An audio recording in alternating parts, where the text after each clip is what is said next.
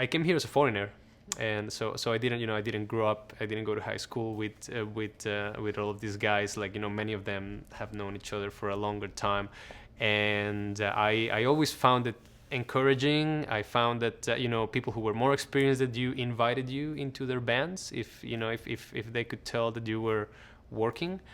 And I don't know.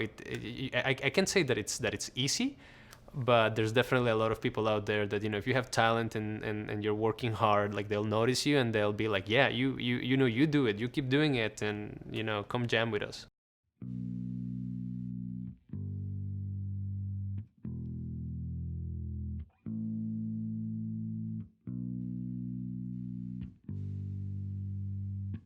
The original owner was Ted Beach, and he basically asked, he's like, Wes, do you want to take over the bar? And I was like, well, I'd love to, but I'm really in debt, so I don't know how that's possible. He's like, well, if you manage the bar for me for 4 years, I won't pay you, and then I'll give it to you. And I said, okay. Struck on it, no paperwork, nothing, and then 4 years later, he gave to me.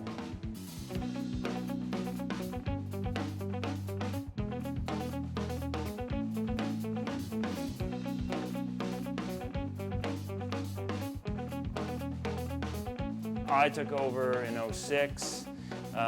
In 08, I bought what was then the tap room, which is now Wilser's room. And basically that was the step that made what it is today, the Capitol complex, the 3-bar sort of complex.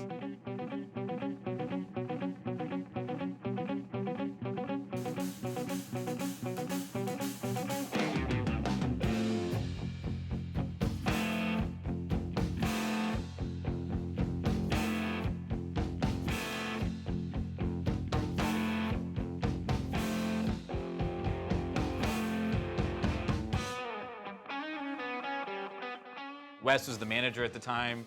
It's like, how much would you pay us to post for you guys? Can we handle this for you? We'll make the posters. We'll put them up for you, We'll help with the shows. We don't book here. Then we started working the door here. Then eventually, It's like James starts doing sound here. Then eventually, when Wes takes it over 2000. No, that was before I started doing sound, because there was no sound system. When we did our first show, there was no stage. But we also had a whole thing called postering is not a crime, right? We spent a lot of time postering because it was our right to do so. I remember them when they were underage, and they'd be out on Queen Street, listening to the music. And then as soon as they could get in, and they probably got in even before they were 19, but they would, be on Queen Street, listen to the music, and then when they could come in, they basically started working the door. And James and Zach, they started right on the door, and now Zach's my main guy.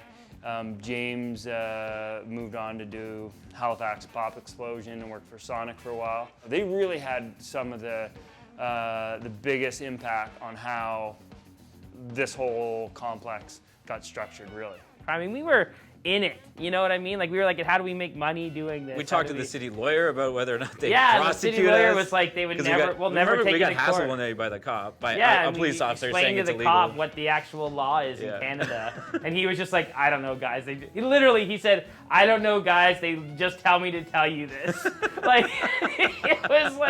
It was Ramsden versus Peterborough. It went to the Supreme Court. It's Canadians' right to post. Anyway, we had a whole thing, so we were in it, I think, is what really spurred all these other things. Well, we got these poster boards put up. There's less of them now than when you were around. We fought to get those poster boards up. We played a role, and I mean, we were just cared about it because I think there was a snowball effect. And again, bands wanted to come here. Bands were touring out east. We were facilitating that. Nighttime economy, everything that happens after 7 p.m. This place, the Capitol, is part of what a healthy society needs. No city is known for their business district, right? Your city is known for the life and culture. Let's just destroy the Capitol. What do you have? You don't have anything. You're anycityanywhere.com. Who gives a shit if you have a bunch of banks and call centers set up? You want to have a city where you can go skate outside and enjoy creativity and see music. So it's weird how we know that. Cities know it because they use it to sell themselves, but they invest very little into the infrastructure that creates the next generation of people that are going to do that.